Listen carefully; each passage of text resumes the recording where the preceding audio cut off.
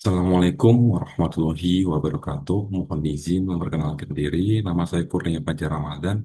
NIM 24030102054. Program studi PJJ Akuntansi.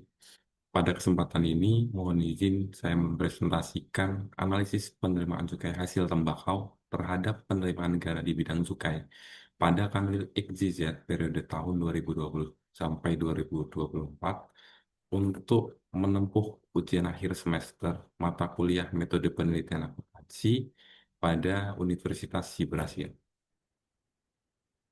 Yang pertama, latar belakang. Cukai hasil tembakau merupakan salah satu komponen strategis dalam struktur penerimaan negara, khususnya di sektor perpajakan tidak langsung. Kontribusinya terhadap pendapatan negara sangat signifikan. Pada tahun 2022, cukai hasil tembakau menyumbang sekitar 96% dari total pendapatan cukai nasional. Bahkan, berdasarkan data Kementerian Keuangan, target penerimaan cukai meningkat dari 218 triliun pada tahun 2022 menjadi 245 triliun pada tahun 2023, yang sebagian besar bersumber dari cukai hasil tembakau. Hal ini menunjukkan bahwa cukai hasil tembakau memainkan peranan penting sebagai tumpuan fiskal, terutama dalam upaya pemerintah untuk mendiversifikasi sumber pendapatan negara. Peningkatan pendapatan dari cukai hasil tembakau tidak hanya berasal dari kebijakan penyesuaian tarif, namun juga dari penguatan mekanisme pemungutan, pengawasan distribusi, serta optimalisasi pelaporan dan pelunasan cukai. Beberapa studi seperti Triono pada tahun 2017 dan Sabri pada tahun 2020 memang menyoroti peran tarif dalam menongkrak penerimaan. Tetapi data empiris menunjukkan bahwa meskipun terjadi penurunan jumlah pabrik atau perpindahan konsumsi ke produk berharga rendah atau down trading, total penerimaan cukai hasil tembakau tetap mengalami pertumbuhan signifikan setiap tahun.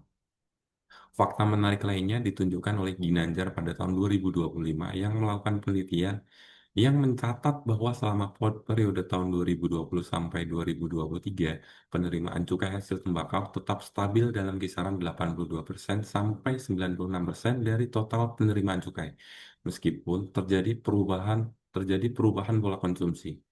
Ini menandakan bahwa struktur penerimaan dari cukai hasil tembakau relatif tahan terhadap fluktuasi pasar dan tetap menjadi sumber yang dapat diandalkan bagi negara. Namun demikian, tantangan masih ada, terutama dalam hal peredaran rokok ilegal. Kasri dan Koliga pada tahun 2021 melakukan penelitian yang mengungkapkan potensi kehilangan penerimaan negara hingga 24 sampai 42 triliun akibat 59 miliar batang rokok ilegal yang beredar pada tahun 2018.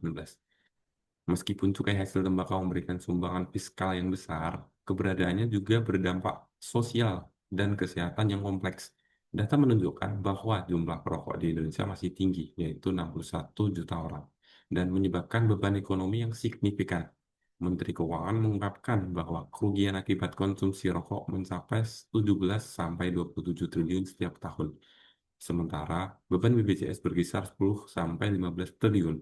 Dengan demikian, penting bagi negara untuk menjaga keseimbangan antara optimalisasi penerimaan dan pengendalian dampak negatif dari konsumsi produk tembakau.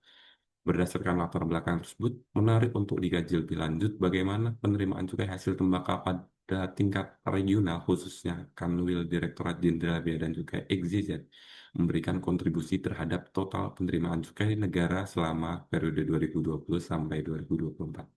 Penelitian ini akan memberikan pemahaman empiris yang lebih kontekstual mengenai sejauh mana cukai hasil tembakau mendukung fiskal negara serta menjadi dasar pertimbangan dalam formulasi kebijakan cukai yang lebih adaptif di masa mendatang.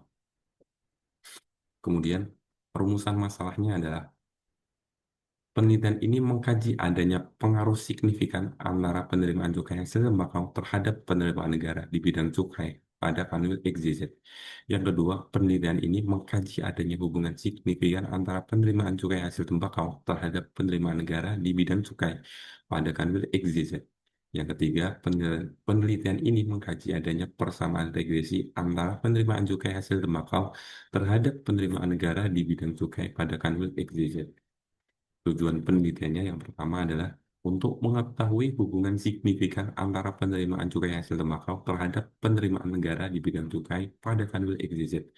Yang kedua, untuk mengetahui pengaruh signifikan antara penerimaan cukai hasil tembakau terhadap penerimaan negara di bidang cukai pada kanwil XYZ. Dan yang ketiga, untuk mengetahui persamaan regresi antara penerimaan cukai hasil tembakau terhadap penerimaan negara di bidang cukai pada kanwil XYZ. Kemudian manfaat penelitiannya adalah yang pertama bagi mahasiswa, yaitu sebagai sumber tambahan dan materi pembelajaran untuk mahasiswa yang ingin mengeksplorasi penerimaan negara di bidang cukai, khususnya kontribusi cukai di cukai, cukai dari tembakau. Yang kedua, menyediakan pemahaman praktis mengenai penerapan teori perpajakan, kebijakan fiskal, serta analisis data ekonomi dalam situasi nyata. Kemudian manfaat penelitian bagi pemerintah yaitu hasil penelitian ini diharapkan dapat memberi manfaat yang berguna kepada pemerintah, khususnya Direktorat Jenderal Bea dan Cukai untuk mengkaji kembali kebijakan-kebijakan yang dapat memaksimalkan penerimaan negara di bidang cukai. Yang kedua, sebagai data empiris untuk pemerintah, terutama Kementerian Keuangan dan Direktorat Jenderal Bea dan Cukai dalam menilai efektivitas kebijakan tarif cukai pada produk tembakau. Dan yang ketiga, menunjukkan kontribusi signifikan dari cukai hasil tembakau terhadap pendapatan negara, sehingga bisa menjadi bahan pertimbangan untuk merumuskan kebijakan fiskal yang lebih efektif. Kemudian manfaat penelitian bagi para akademisi yaitu hasil penelitian ini diharapkan dapat memberi manfaat yang berguna untuk pengetahuan dan dapat dijadikan referensi bagi para akademisi yang akan melakukan penelitian lanjutan terkait cukai hasil tembakau. Kemudian tinjauan pustaka pada hasil penelitian yang dilakukan oleh Ginanjar 2025 menunjukkan cukai hasil tembakau memiliki pengaruh terhadap penerimaan negara dengan menyumbang lebih dari 90% penerimaan cukai nasional setiap tahun. Kemudian pada hasil penelitian yang dilakukan oleh Ananda Rendaini Fadila dan Rofili Putriandari menunjukkan penerimaan cukai hasil tembakau berpengaruh signifikan terhadap penerimaan daerah di bidang cukai. Hal ini dikarenakan penerimaan cukai yang meningkat dan lebih melebihi target yang disebabkan oleh cukai hasil tembakau adanya kebijakan kenaikan tarif dan semakin tinggi penerimaan cukai dalam sektor hasil tembakau, maka semakin besar pengaruh terhadap penerimaan daerah dalam bidang cukai. Pada hasil penelitian yang dilakukan oleh Ustur Ubadi, Adinda Fatimah Zahra Arif, Galuh Adiaksa, Unarisuki, Gumelar Supriana menunjukkan pajak rokok atau tembakau merupakan sumber pendapatan negara yang signifikan. Di sisi lain, terdapat dilema antara memaksimalkan pendapatan negara dan melindungi kesehatan masyarakat. Kenaikan pajak rokok memang meningkatkan pendapatan negara, tetapi juga memicu peningkatan konsumsi rokok ilegal. Pada hasil penelitian Dimas Imam Santosa, Supriyono, dan Mira Mailana Marka menunjukkan pajak rokok berpengaruh positif dan signifikan terhadap penerimaan cukai. Hal ini berarti semakin tinggi pajak rokok yang diterapkan oleh pemerintah, maka semakin tinggi penerimaan cukai. Kemudian pada hasil penelitian yang dilakukan oleh Marcella Monica dan Erni Rishwandari menunjukkan kontribusi rokok mulai tahun 2019 hingga 2023 masuk dalam kriteria kurang kontribusi dikarenakan penerimaan cukai rokok sendiri tidak sebanding dengan total pendapatan pajak secara keseluruhan. Kemudian metode penelitian, pertama jenis. Metode penelitian yang digunakan dalam penelitian ini adalah metode kuantitatif yang bertujuan untuk mengkaji pengaruh penerimaan cukai hasil tembakau terhadap penerimaan negara cukai pada kanwil XYZ.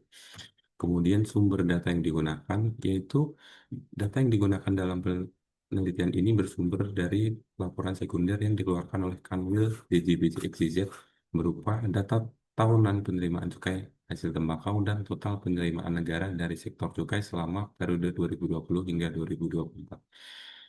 Teknik pengumpulan datanya yang digunakan adalah data sekunder. Menurut Sugiyono, menyatakan bahwa data sekunder adalah informasi yang diperoleh peneliti dari pihak luar atau sumber yang tidak secara langsung memberikan data, seperti melalui perantara orang lain atau melalui dokumen. Hal ini berarti penelitian berperan sebagai pihak kedua.